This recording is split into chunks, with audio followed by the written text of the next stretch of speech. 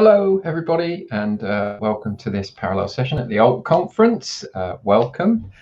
I'm here as chair, but I'm not going to get all that involved. You'll see me background at the end for Q&A. This session is called "Are We There Yet?" And it's becoming a TEL scholar, code switching and building identity through the ALT. What are we saying? ELESIG. I'm going to say. Scholar Scheme. And we've got Denise and Jess here to speak to this, but I believe you're representing more people than that. So what I'm going to do is hand over to you about 20 minutes, and then we'll Q&A background at the end. Do comment and question as we go in the chat. It's a nice way of kind of seeing people, and also I'll collect questions up on the quiet in the background as we go. Okay, over to you guys. Thank you, Dave. I think we're getting the slides up as we speak. Hi, thanks.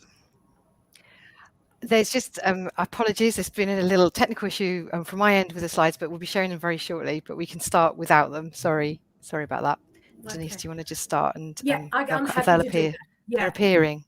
That's lovely. Thanks, Emma. Thank you. For those of you that don't know who ELESIG are, we're a group that was established in 2008, but has just become a special interest group in ALT in 2019.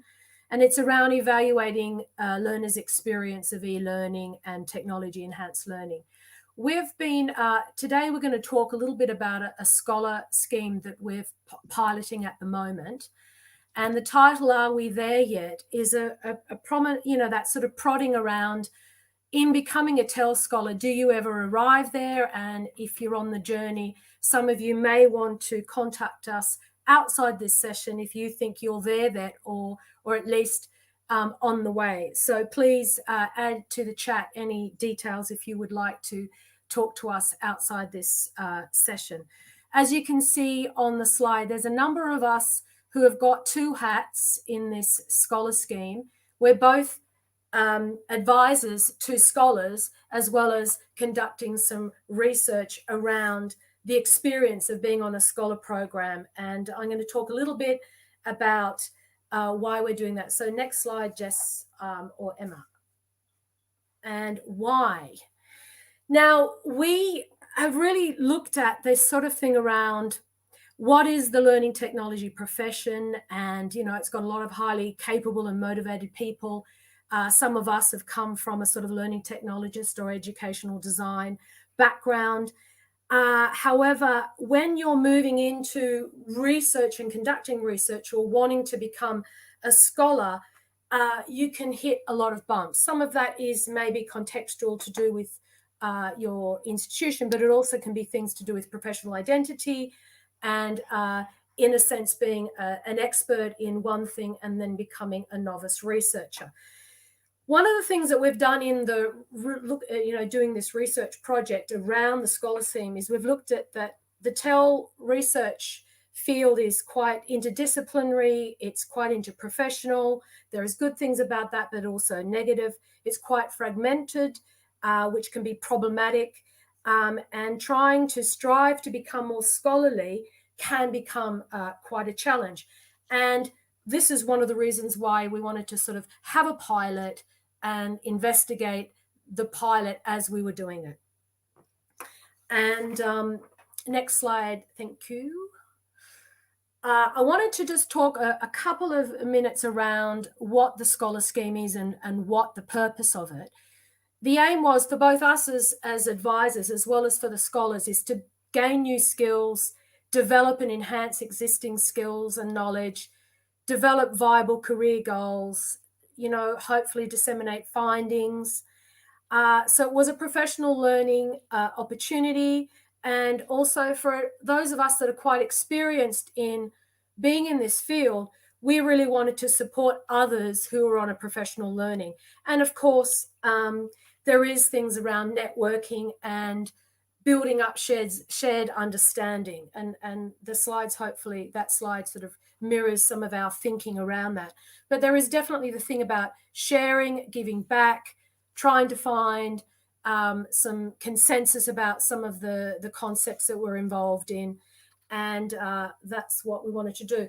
The next slide, slide 4, I wanted, we've got three backpackers here on their journey. They're not quite there yet, but the Scholar Scheme had three pathways. We had some scholars coming in as early career professionals who may be new to the field, didn't have a particularly strong professional network, and wanting to try and develop what I would call a sort of feasible professional development plan. Then we had quite a lot of mid-career professionals, both learning technologists as well as academics who may be in a particular discipline. Jess is going to talk a little bit about that soon on some other slides, but it was people who were looking at applying for senior CMALT or maybe senior fellowship of the Higher Education Academy and get someone to chat with them about their application. And then we've got another cohort of colleagues who are trying to establish or better ground their publication practice, develop a publishing plan, look at ways to disseminate their research and know where the places are that they can disseminate that work. And the next slide, Jess. I wanted to just share briefly, and I know that this session may not have the space for this, but when in all of our professional lives and doing certain amounts of research and professional development or working on programs with academics around this sort of scholarship of teaching and learning, we know that there is a gap between sort of educational inquiry and then learning technologists and being scholars. We also know that there is not a shared understanding about scholarly approaches when it comes to educational technology and educational inquiry. We also know that thing around building up reflections from novice to expert around SOTL, and this is why we wanted to do the pilot scheme as well as research it, is that there is this nice interface around being experience of it and then reporting on those experiences. Another thing that's influenced us is the work of Rupert Wegerif and other colleagues at Cambridge around dialogic education and how through dialogue, it's not just about learning and sharing, but actually creating a shared learning through that dialogue. And it's something that not all of us are totally on top of, but it's work that some of us have been using in our teaching with academics who may be trying to get into SOTL. Now, the code switching, which was in our title, is something that I knew a bit around from bilingual students switching from one language to another and maybe having, Italian grandparents versus English parents and how you might behave and how you have to adapt in two different worlds. And it is something that has been taken up in, biracial academics and other people in the US. So it is something that we would like to sort of explore in our research. Jess, over to you.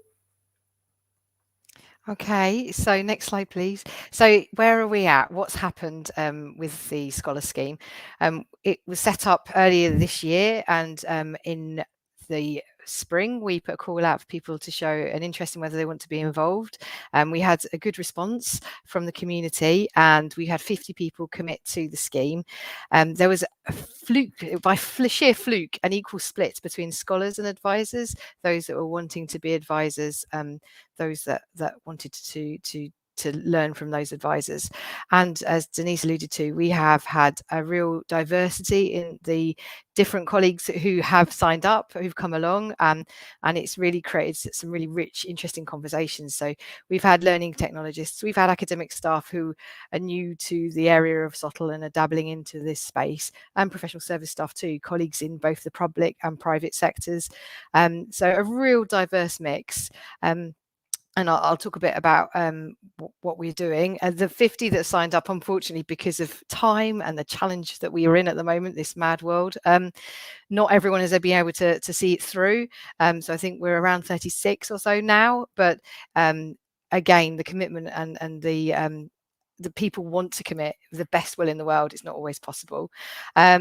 what are we doing? So there's a team space that we set up to disseminate some of the communications, and that in itself has had some challenges too. So we're learning a lot as we go.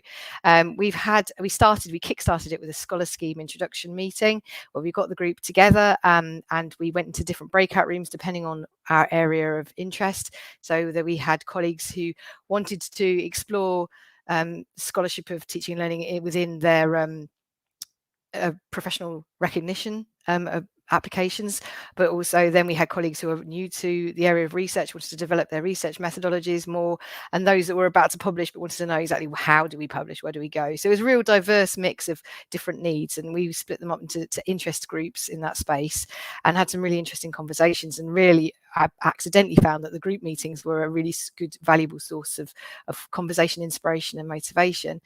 The core of the scheme is the one-to-ones between advisors and scholars, and that's been running throughout. It's very much left to the advisors and scholars to set up that relationship and to establish those meetings.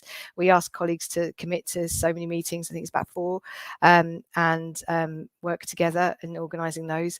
And then the final thing is the scholarship, the showcase event, which we're hoping happening at the end of the year, where we invite colleagues to share where they're at and what they're doing. Sorry, Emma, next slide. So it's all very well, we're doing all these things, but we want to evaluate what we want to learn from it. There's so much to learn from this space. We are learning all the time about the different opportunities and challenges that are afforded with this scheme. So we want to evaluate from the perspective of how can we sustain this scheme? Is this something we want to continue long term? What lessons can we learn if we run it again? But also we want to learn from the colleagues engaged in the scheme about their challenges and the support required in this space of SOTL, and how can we overcome it. As Denise has already alluded to, we've identified through the literature that there is a gap in the way some elements of this. So, for example, how our identities are what they are and how it relates to how we engage with scholarship. So there's also an area that we want to plug there as well. So we identified some research questions around experiences, around conceptions around SOTL, and we have got ethical approval to run a research project alongside the Scholar Scheme for this. Next slide, please. So how we do this, we're taking a mixed methodology approach. So we've initiated a pre-scheme survey to find out the aspirations, what people are hoping to get out of the experience. Then there's a series of confidence logs that we're advertising, promoting throughout. These are just prompt questions that we share with the scholars and advisors around what their experiences are of the scheme, what their aspirations are and if they're being met, and also how has the engagement changed their own practice. So the questions is very much a personal thing. The logs, we're not asking to see them, we're suggesting that people keep it, and then when they come to the post-scheme interview they can share some reflections on those logs there. So it's very much to help them set goals, to help them take stock and to help them move forwards. And then there's a post-scheme survey at the end where we'll obviously use that to inform how we proceed, but also the data collected to see if there's been any change from the pre-scheme to the post-scheme. And then we're following up in the new year with some more qualitative analysis of post-scheme interviews that we'll carry out in the new year. And this is for interviews, again, all of these, they apply to scholars and the advisors. We want to hear from both perspectives in this space. Next slide, please. Okay, so I'm just going to share some initial key findings from the pre-survey. So the first one's around key motivations. We asked colleagues to just share with us what their initial hopes and aspirations are and how they've evolved or lived up to expectations is what we're excited to hear and see. But as you can see from the word cloud, one of the key drivers is the publishing and having skills to help with that. But also really came through is very important was the opportunity to collaborate and network with colleagues from across the UK and be inspired by each other. And that's, I think, where the group meetings have really helped in that space, as well as the one-to-one. We've all got a lot out of it, from speaking personally from someone who's involved both in the research but also as a scholar. So the follow-up evaluation will hopefully see if that we have lived up to expectation, if we have plugged some gaps, if there is still some work to be done in that space. And as I said, we meet quite regularly with the project team, the core project team, and we've identified areas where there have been challenges as well, and things that we need to do to support that. So, sorry, next slide. Next slide, please. And the other question we asked was around existing institutional support for SOTL from colleagues who are in a range of different roles. What was really interesting with this question was how people had defined support and what they for SOTL. So many had said that the opportunity to just meet and share practice really helped, and so yes, they felt supported in that respect, but then they may not necessarily have the opportunity or the funding or the time to commit to developing that space. So the majority, as you can see in the pie chart, the majority feel that they don't have explicit support, in that it's not a departmental motivation. There's other competing factors. We are in a crazy world, we have been, and so other things, factors have surfaced that have taken priority. And so it's not always possible to have the space to develop those research skills and publications due to competing demands and time allocation.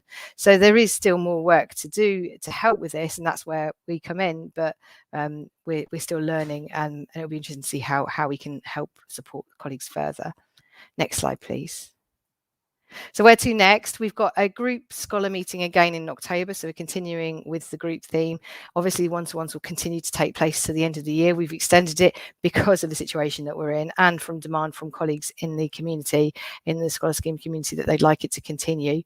The showcase event in December is currently being planned. We're trying to make it as informal as possible, and so that everyone can participate and we can get some insights into experiences of everyone. And then again, those that have signed up for the research we have interviews in the new year that we'd like to follow up with those and have hopefully more data on the perceptions and opportunities that they've had through the scheme. Next slide, please.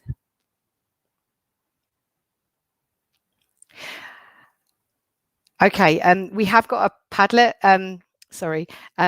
where we are inviting contributions. We want to have a wider perspective as well as to what SOTL means to the wider community. So we'll share that Padlet link with you. But it's just an opportunity to hear from you about what it means to you, and do you feel supported in this space? And that if you are interested in becoming involved with any of our research, then do drop us a line, and we'd love to hear from you. But we're very keen to, obviously we're focusing on the Scholar Scheme, but we're very keen to hear more widely the thoughts from the wider community. So I'm conscious of time, so final slide. The final slide is just a shameless plug. So if you are interested in getting involved with us, ALT ELESIG's we're an active group. There's lots of things that we've hosted over the past year, webinars, the Scholar Scheme just being several, but do join us. You can visit the website and find out more, but it's just a complete shameless plug. And yeah, so back to questions. Any questions, really? Thank you. Hello, and hello, Jim. Hi. So, questions.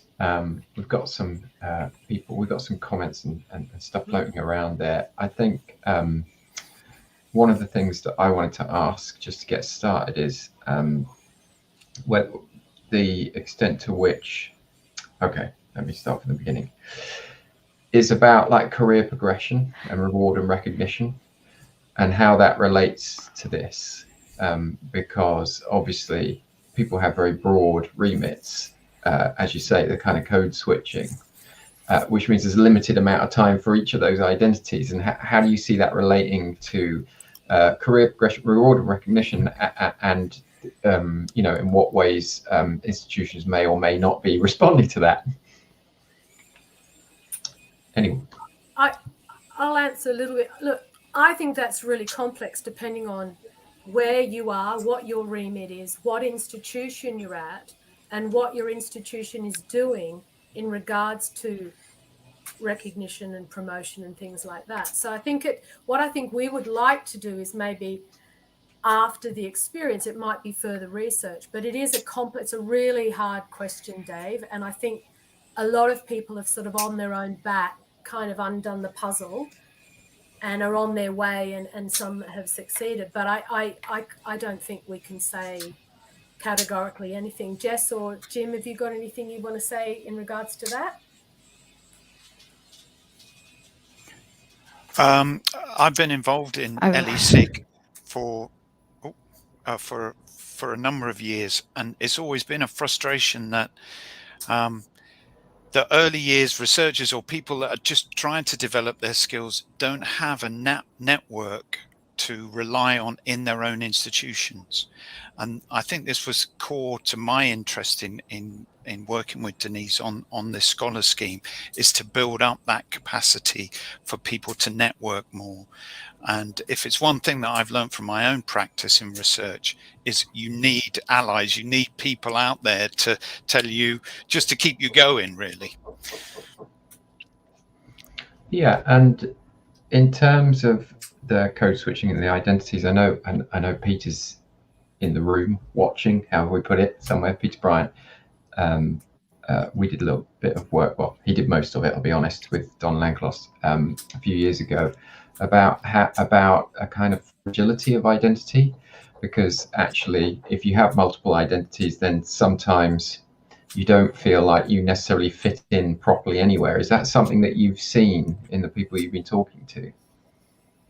We haven't got to that part of the thing, but this sense of belonging, I think, is or feeling part of something. I think that is an interesting point, and we would like to try and hopefully see from, especially the interviews, if we can probe a bit around this particular area, because it's not fixed. And I wonder if there's a gender thing.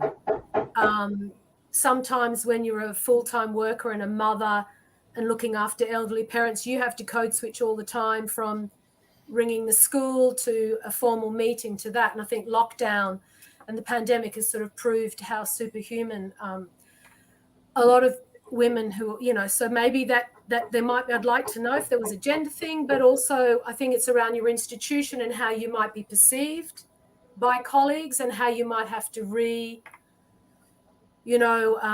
resell yourself or repackage yourself, reinvent yourself. Sorry, Dave, I'm not sure if we're helping answer your question. It is something that we're very passionate about.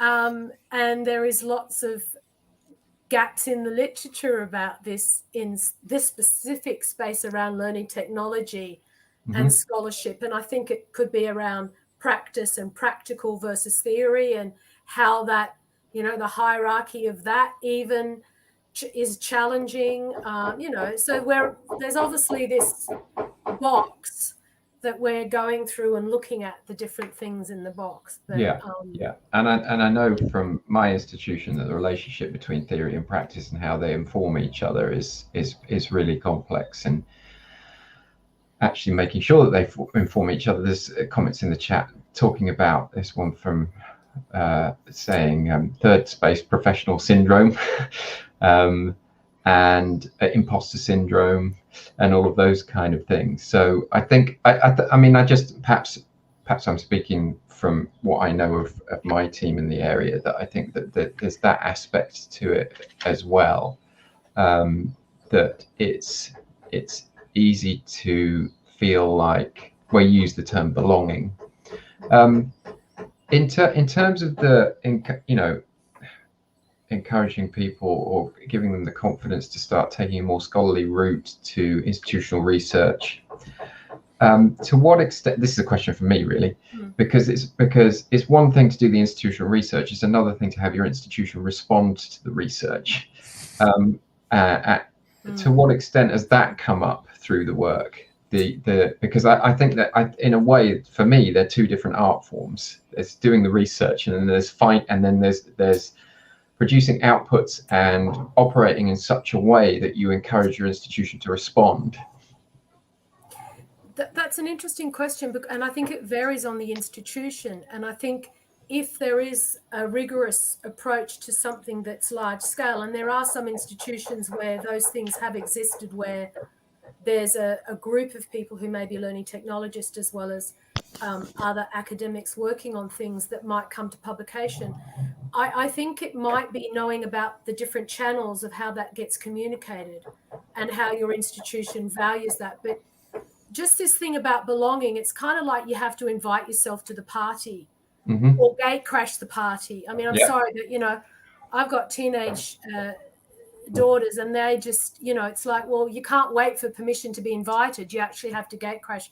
So I think things like that is knowing how to leverage who can be senior colleagues, who can advocate on your behalf, or, you know, and I don't know, Dave, you know, we can talk outside what institution, but I'm in an institution, which is University of Nottingham, where there's tensions, but there's also an understanding that, you know, people come from different pathways, and the quality of the research will speak for itself. If so, it's a complex one, and I'm sorry, I think these things are really hard to talk about or can make comparisons between institutions. Sometimes it's you know, people who are in charge of particular senior roles. Yeah, I agree with you about it's mercurial in that way. Yeah, I think that idea of being a little bit elbowy to make things happen is, you know, there's actually, what you find is most really senior people are actually quite elbowy, and that's how they got there. In almost any hierarchical structure, if you wait to be invited, it might never happen. And just to round up, because we're at time, Coco has put in a really interesting comment about librarians becoming scholars, and it says a fundamental and fascinating question is, by whom and for whom, which I think is just a nice way of, you know, that's a really important question to ask. And I think that's what I'd say that a lot of people in the area of, you know, learning technology, digital learning, the kind of alt community, are probably asking themselves that question in quite a big way, given the pandemic, but also just generally, I think, as the whole professional area sort of evolves and becomes actually more increasingly embedded as part of the fabric of our institutions, it still can be quite bumpy, I think, and not always equitable. But thank you for that. That was great. Thank you for running to time. And I'm sure people can contact you if they want to know more. And as you know, you put the Padlet up, and we've got the link to the group as well in the chat. Yeah. Thank you, guys. Yeah. Thank you, everybody.